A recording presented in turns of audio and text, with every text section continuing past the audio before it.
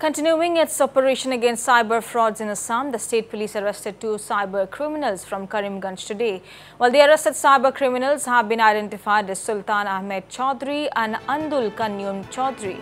As per reports, the duo has duped a number of people in Karimganj by selling them fake cryptocurrencies through cryptocurrency app named BitForex. It may be mentioned here that cash, rupees 50 lakh and other incriminating materials were recovered from the arrested duo.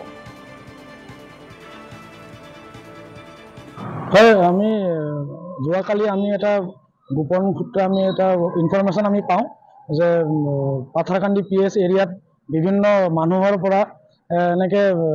মানে পইচা collection কৰি তেওঁলোকে ক্ৰিপ্টোকাৰেন্সিত invest কৰিম বুলি কয় তেওঁলোকে fake apps বনাই এইবিলাকৰ ইনভেস্ট কৰা আছে আৰু বিভিন্ন মানুহক ঠগাই আছে তো এইটোৰ ওপৰত আমি এটা কনফিডেন্সিয়েলি ইনকুৱাৰি কৰি আমি যোৱাকালি টিম বনাই আমি কাছাৰ ডিস্ট্ৰিক্টৰ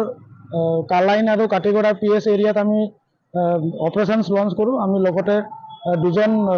একিউজডক আমি এপ্ৰিহেন্ড কৰিব সক্ষম হৈছো এজন হল সুলতান আহমেদ চৌধুৰী আৰু এজন হল আব্দুল কায়ুম আৰু সুলতান আহমেদ চৌধুৰীৰ ঘৰত আমি সাৰ্চ কৰোতে আমি তেওঁৰ পজিশনত এপ্ৰক্সিমেটলি 50 লাখ रुपीस ক্যাশ পইচা সিজ কৰিছো আৰু এটা ল্যাপটপ লগতে মোবাইল ফোন আৰু বহু আপত্তিজনক নথিপত্ৰ আমি সিজ কৰিবলৈ সক্ষম হৈছো লগতে এটা গাড়ীও তেওঁৰ এপ্ৰিহেন্ড কৰা হৈছে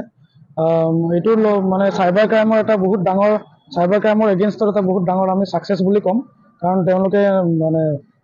নৰমালি আগতে বেলেগ ষ্টেটত তেওঁলোকে মানে মানুহক ঠগাই আমাৰ অসমৰ কিন্তু এতিয়া সাইবাৰ ক্ৰাইমটো ইয়াতেও আৰম্ভ হৈছে এইটো আজি বহুত দিনৰ পৰা চলি আছে আৰু তেওঁলোকে বিশেষকৈ নিউ জেনেৰেশ্যন ইউথখিনিক প্ৰলোভিত কৰি অধিক পইচা ৰিটাৰ্ণ দিম বুলি ক্ৰিপ্টোকাৰেন্সিৰ নামত এপছটো খোলাই লয় আৰু পইচা তেওঁলোকৰ পৰা সংগ্ৰহ কৰাৰ পিছত এপছটো বন্ধ কৰি তেওঁলোকে পলায়ন কৰে আৰু এই সংক্ৰান্তত আৰু অধিক তদন্ত চলি আছে